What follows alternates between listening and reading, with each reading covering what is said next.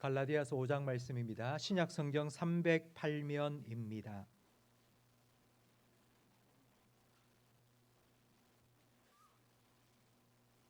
갈라디아서 5장 16절부터 24절까지 저와 성도님들 한 절씩 번갈아 가며 읽겠습니다. 내가 이르노니 너희는 성령을 따라 행하라. 그리하면 육체의 욕심을 이루지 아니하리라. 육체의 소욕은 성령을 거스르고 성령은 육체를 거스르나니 이 둘이 서로 대적하므로 너희가 원하는 것을 하지 못하게 하려 함이니라. 너희가 만일 성령의 인도하시는 바가 되면 율법 아래에 있지 아니하리라. 육체의 일은 분명하니 곧 음행과 더러운 것과 호색과 우상 숭배와 주술과 원수 맺는 것과 분쟁과 시기와 분냄과 당짓는 것과 분열함과 이단과 투기와 술 취함과 방탕함과 또 그와 같은 것들이라. 전에 너희에게 경계한 것이 같이 경계하노니 이런 일을 하는 자들은 하나님의 나라를 유업으로 받지 못할 것이요 오직 성령의 열매는 사랑과 희락과 화평과 오래 참음과 자비와 양선과 충성과 온유와 절제니 이것을 것을 급하실 법이 없느니라. 함께 있습니다. 그리스도 예수의 사람들은 육체와 함께 그 정욕과 탐심을 십자가에 못 박았느니라. 아멘. 예수님께서는 새 포도주는 새 부대에 담으라고 말씀하셨습니다. 이제 교회는 새 건물이 세워질 겁니다. 그러면 우리도 이제 새로운 사람으로 변화되어야 됩니다. 그래서 2025년 한 해 우리 교회의 표를 복음에 합당하게 살아갑시다로 정했습니다. 복음에 합당하게 살아간다는 말은 우리가 예수님 안에서 예수님을 따라 예수님을 닮아가는 것을 의미합니다. 새해가 되었기 때문에 새롭게 되는 것은 결코 아닙니다. 새 옷을 사 입었다고 사람이 새 사람이 되는 것도 아닙니다. 새 집에 들어가 산다고 사람이 새로워지는 것도 결코 아닙니다. 고린도후서 5장 17절 말씀처럼 그런즉 누구든지 그리스도 안에 있으면 새로운 피조물이라.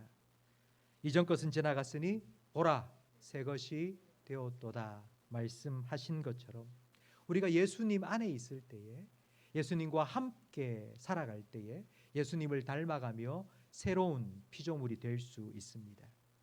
아마 이 자리에 계신 성도님 중에는 내 나이가 벌써 이제 60, 70 넘어가는데 내가 어떻게 변화될 수 있나? 나는 변화되는 게 아니고 노화되고 그리고 점점 아이고 팔다리도 쑤시고 무릎도 아프고 퇴화된다고 생각하시는 분도 계실 겁니다. 그렇지 않습니다. 고린도후서 5장 17절 말씀에는 그런즉 누구든지라고 말씀합니다. 누구든지라는 말에는 태어난 아이뿐만이 아니라 70, 80, 90 대신 우리 모든 성도님 다 포함됩니다. 누구든지 그리스도 안에 있으면 우리는 새롭게 변화될 수 있습니다. 노화되는 것이 아니라 변화되고 퇴화되는 것이 아니라 성화, 거룩한 변화를 이루어갈 수 있습니다. 이것이 바로 복음에 합당하게 살아가는 것입니다. 2025년 한 해 여러분의 삶 속에 복음에 합당하게 살아가는 변화, 예수님을 더 알아가고 가까이 하고 사랑하고 닮아가는 거룩한 성화의 변화가 일어나기를 예수님의 이름으로 축복합니다. 그렇다면 오늘 저는 여러분과 함께 우리가 복음에 합당하게 살아간다는 것이 어떤 것인지, 우리가 어떻게 해야지 복음에 합당하게 살아갈 수 있는지를 함께 살펴보겠습니다. 오늘 본문 16절 말씀을 화면을 보면서 다시 한번 읽겠습니다. 여러분은 성령님의 인도를 따라 사십시오. 그러면 육체의 욕망을 채우려고 하지 않을 것입니다. 육체의 욕망과 성령님이 바라시는 것은 정반대입니다. 그러므로 이 둘은 서로 대적하여 여러분이 하고 싶은 일을 못하게 합니다.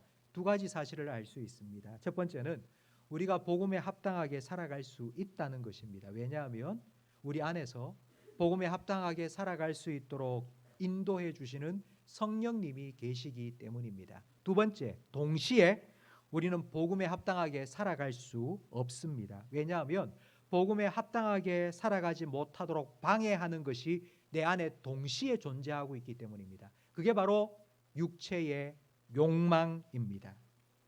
복음에 합당하게 살아가지 못하도록 우리가 새해를 시작하면서 2025년 한 해에는 내가 꼭 성경도 읽고 일주일에 한 번은 새벽 기도도 하고 내가 신앙에 좀 변화가 있어야 되겠다 각오하고 다짐을 해도 그게 작심삼일이 되고 한 달이 되고 석 달이 되면서 흐지부지 되는 이유가 바로 내 안에 육체의 욕망이 있기 때문인데요.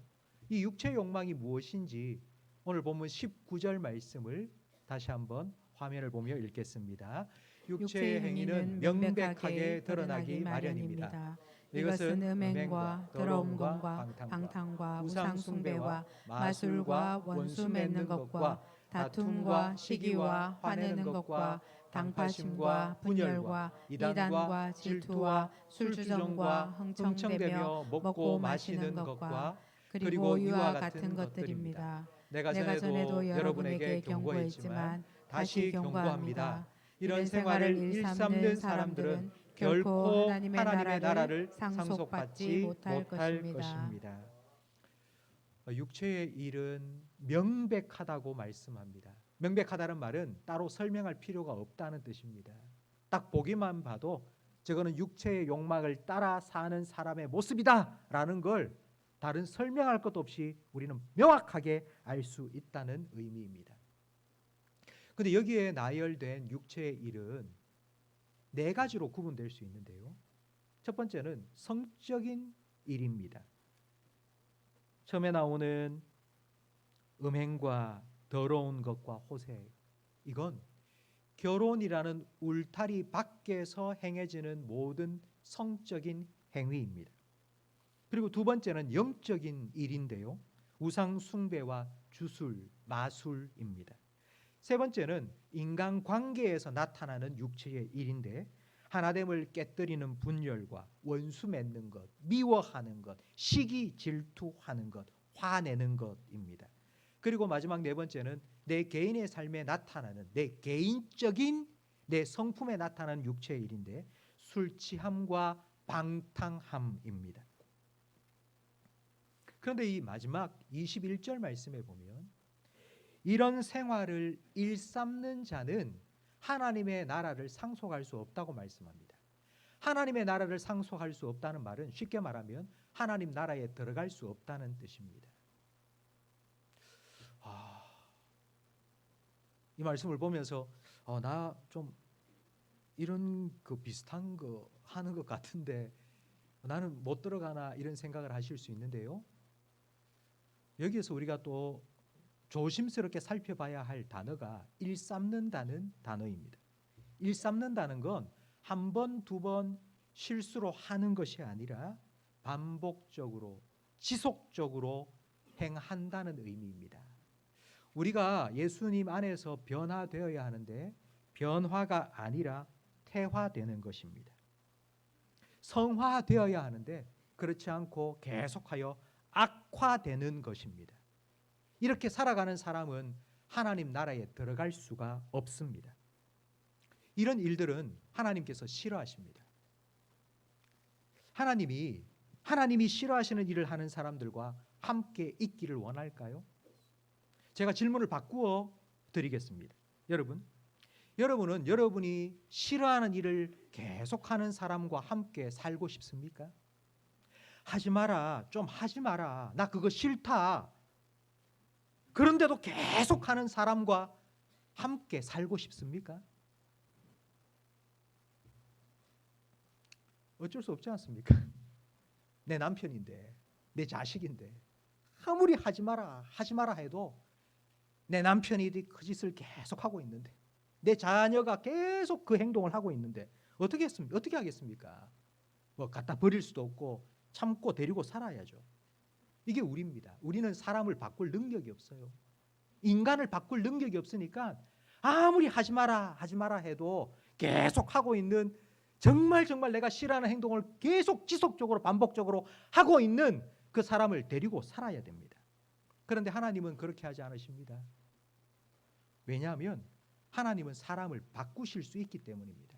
하나님은 사람을 바꿀 능력이 있기 때문입니다. 그렇다면 하나님은 사람을 어떻게 바꾸실까요? 오늘 본문에 기록되어 있죠. 바로 성령님을 우리 안에 보내주셔서 우리 안에서 성령께서 인도하시는 대로 따라 살면 우리가 변화될 수 있도록 오늘 본문 16절 말씀을 다시 한번 읽겠습니다. 여러분은 성령님의 인도를 따라 사십시오. 그러면 육체의 욕망을 채우려고 하지 않을 것입니다. 이게 하나님께서 사람을 구원하셔서 사람을 변화시키시는 원리요 방식입니다. 우리는 하나님께서 사람을 창조하신 원리를 잘 알고 있습니다. 하나님께서는 흙을 빚어 사람을 만드셨습니다. 아니죠. 사람의 모양을 만드셨습니다. 흙 덩어리일 뿐입니다. 그 흙 덩어리에 하나님께서 호흡을 불어넣으셨습니다. 생기를 불어오셨습니다. 그러자 그 흙 덩어리가 사람이 되었습니다. 하나님께서 죄인인 우리를 구원하셔서 하나님의 자녀답게 복음에 합당하게 살아갈 수 있도록 예수님을 닮아가는 삶을 살아갈 수 있도록 우리에게 성령님을 하고 보내주신 것입니다. 성도 여러분, 성령님이 어떤 분이라고 생각하십니까? 성령님이 어떤 분이라고 생각하십니까? 라는 질문을 드리기 전에 제가 이 질문부터 먼저 드려야 되겠네요. 지난 한 주간 살아오시면서 여러분은 성령님을 생각한 적이 있습니까? 지난 한 주간 살아오시면서 단 한 번이라도 성령을 생각해 본 적이 있으십니까? 일부 예배 때 제가 이 질문을 하니까 두 분이 고개를 끄덕끄덕 하셨고요. 2부 예배 때 제가 이 질문을 드리니 제 눈에는 한 4분 정도 이렇게 하시는 것 같습니다. 혹시 여러분은 나하고 성령하고 별 상관이 없다고 생각하지는 않으십니까? 성령이라 하면 뭔가 영적이고 아주 홀리하고 그리고 뭔가 신비한 그런 느낌이 드니까 나는 영적인 사람이 아닌데 성령 나하고는 별 상관이 없는 것 같아. 성령님은 가까이 하기엔 너무 먼 그런 분인 것 같아 라고 혹시 생각하진 않습니까? 만약 여러분 중에 성령에 대해서 이렇게 생각하는 분이 있다면 이 둘 중에 하나입니다. 첫 번째는 아직 신앙생활을 시작하지 않으신 분이거나 이 자리에 계신 분 중에는 그런 분은 없을 것이라고 저는 생각합니다. 그렇지 않다면 두 번째인데요. 신앙생활은 하지만 신앙생활이 아니라 신앙생존만 하고 있는 경우입니다. 신앙생존은 신앙생활이 아닙니다. 그러니까 연명치료를 받고 있는 거죠. 실제 활동하고 살아가는 게 아니라 산소호흡기를 달고요.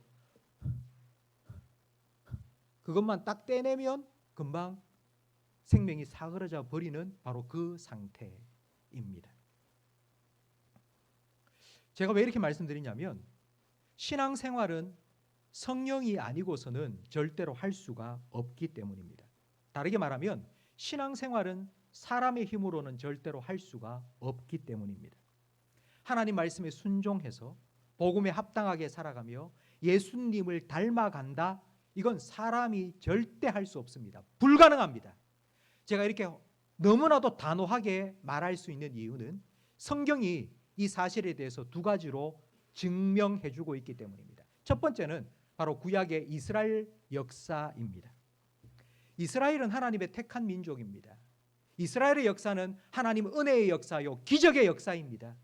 그런데 그 이스라엘 역사의 마지막은 멸망당하고 포로로 끌려가고 성전은 돌 위에 돌 하나도 남지 않고 다 무너져버린 그런 역사로 끝나버렸습니다. 왜일까요? 하나님께서는 내가 너를 구원했으니 이제 나는 너의 하나님이 되고 너는 내 백성이다. 내가 너에게 주는 이 계명과 규례를 지켜 행하면 내가 너에게 복을 주어서 내가 너를 통하여 세상 모든 사람이 복을 받게 하겠다고 약속해 주셨는데요. 하나님의 은혜를 받고 기적을 경험하며 살아갔던 이스라엘 백성이 그 하나님의 말씀에 순종하지 않은 거예요.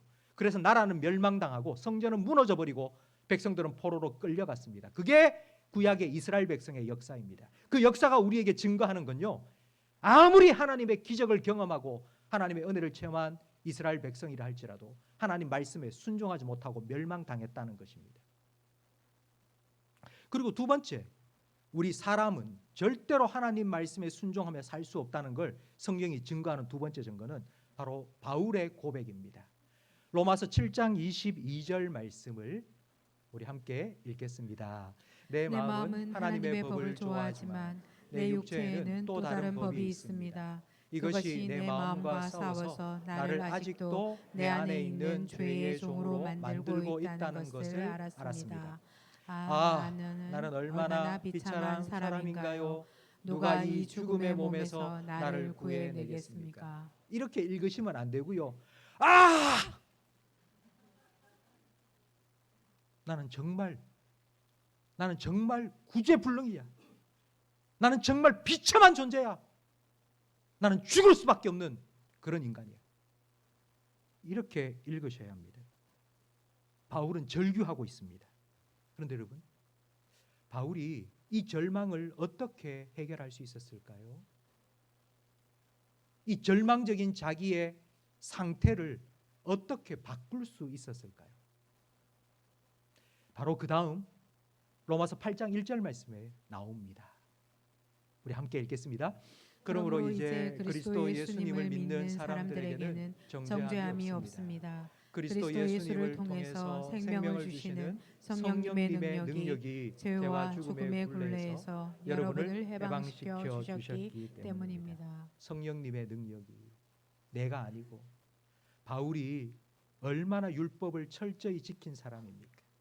그런데 아무리 율법을 내가 철저히 바리새인 중에 바리새인으로 지키며 살아도 안 돼. 나는 죽을 수밖에 없는 죄인이라는 걸 뼈저리게 절감을 하고 절규했는데요.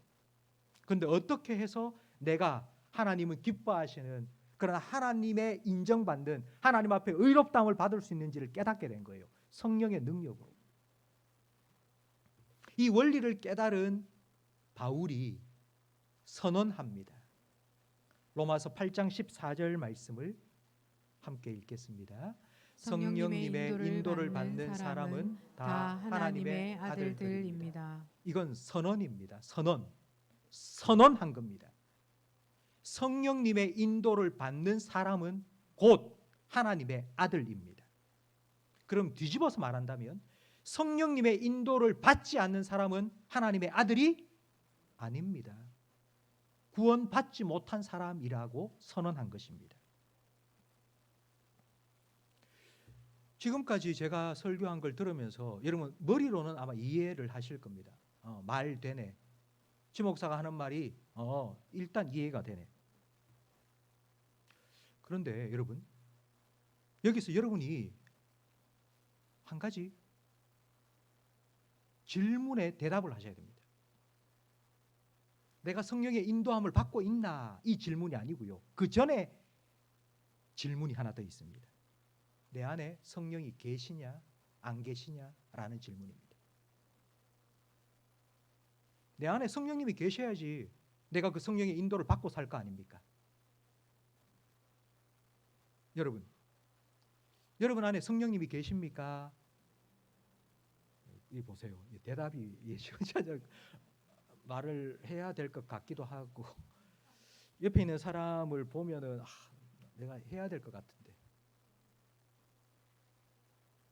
그런데 내 안에 성령님 계신다고 말을 하자니 맞나 싶기도 하고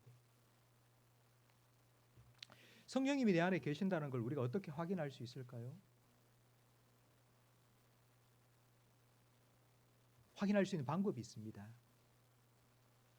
고린도전서 12장 3절 말씀에 우리가 어떻게 해야지 성령님이 내 안에 계신다는 것을 확인할 수 있는지를 분명하게 가르쳐주고 있습니다.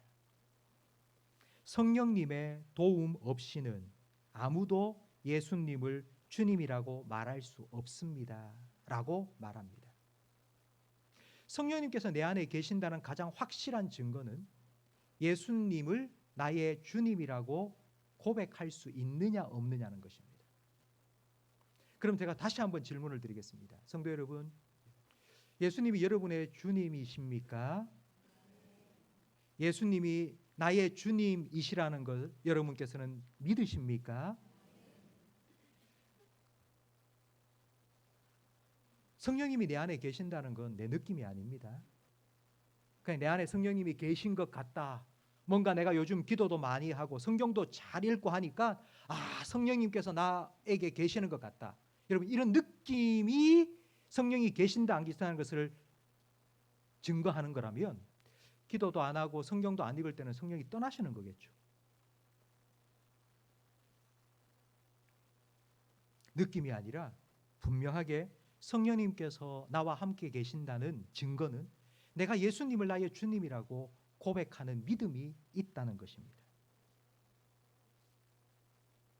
혹시 오늘 이 자리에 계신 성도님들 중에 잘 모르겠어요, 목사님. 예수님이 나의 주님인지 아닌지 솔직히 난 잘 모르겠어요. 난 그렇게 말 못하겠어요. 혹시 이런 마음을 가지신 분이 혹시라도 계신다면 언제든지 괜찮습니다. 새벽이든지 한밤중이든지 언제든지 괜찮으니까 꼭 저에게 연락을 주세요. 저에게 찾아오세요. 저를 꼭 만나주시기 바랍니다.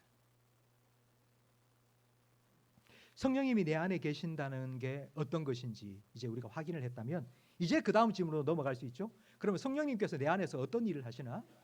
성령의 인도함을 따라 산다는 게 어떤 것인가? 성령님 우리를 어떻게 인도하시는지 이제 여기에 대해서 우리가 생각을 해보아야 합니다.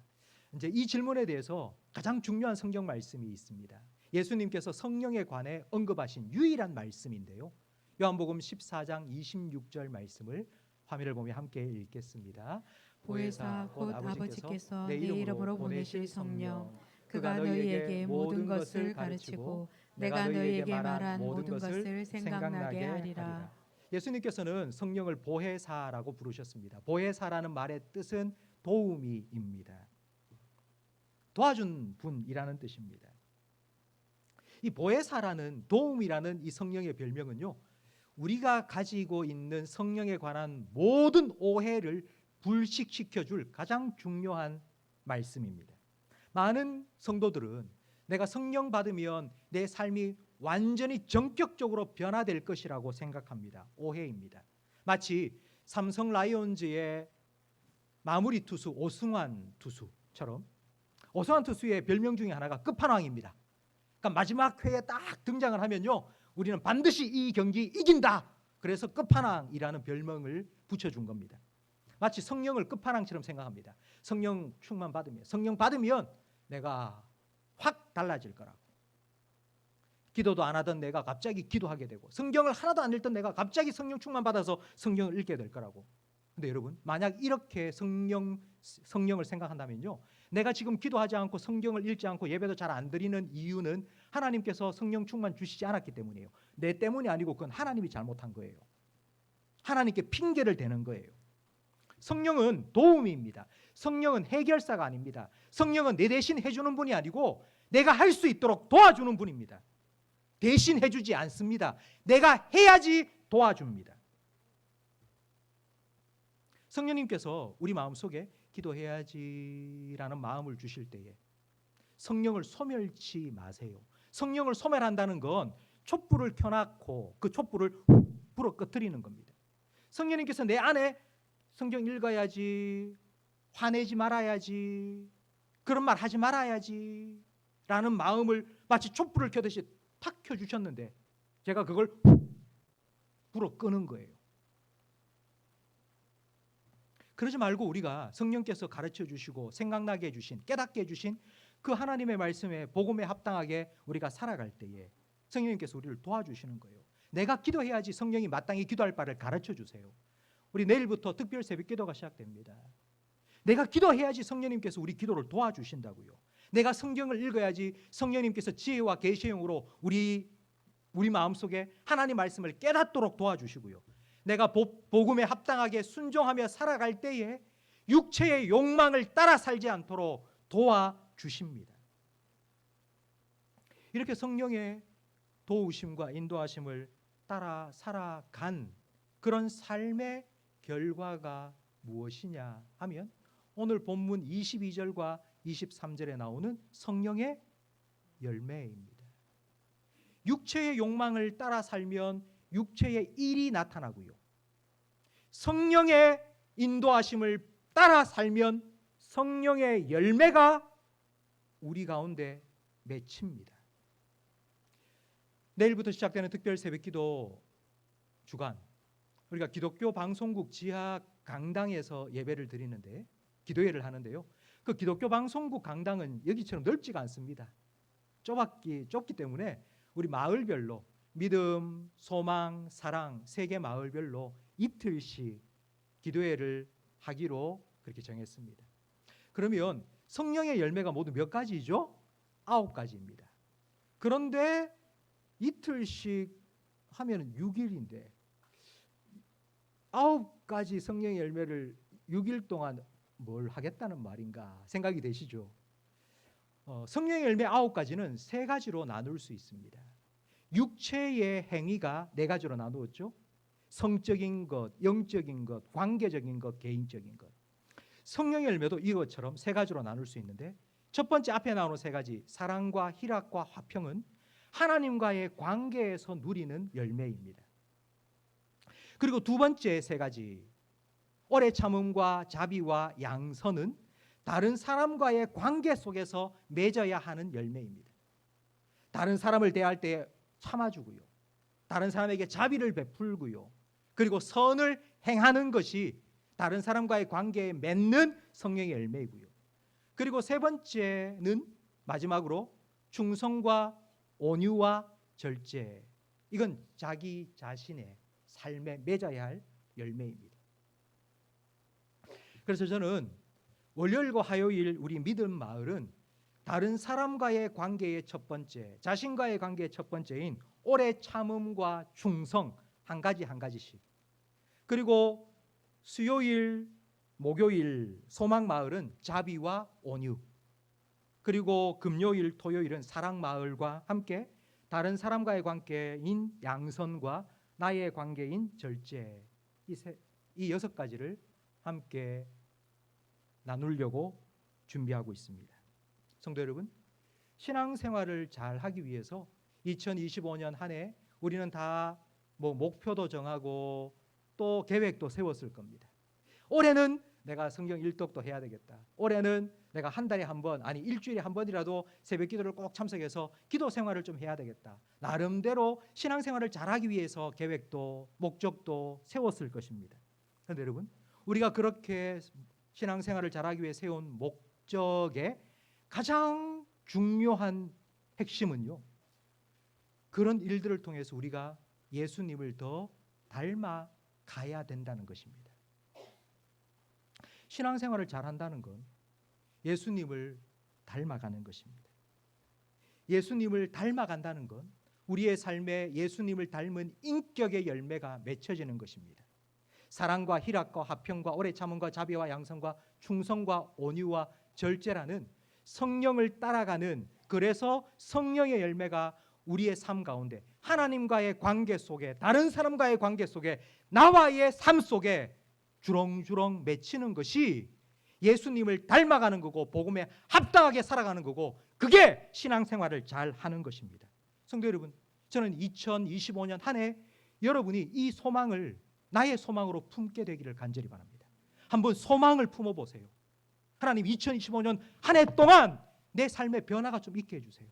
내가 지금까지 신앙생활을 해온 게 1년, 2년, 10년, 50년, 70년 신앙생활을 해왔는데요, 내가 2025년 한 해 동안에는 우리 교회가 복음에 합당하게 살아가자는 표를 정했으니까 우리 교회 성도들과 다 함께 한 해 동안 우리가 좀 이런 소망을 가지고 함께 가자고, 예수님을 더 알아가고 예수님을 더 닮아가자고, 신앙생활의 변화가 좀 일어나자고, 내 삶의 성령의 열매가 좀 맺혀지자고, 저는 이 소망을 여러분이 품게 되기를 간절히 바랍니다.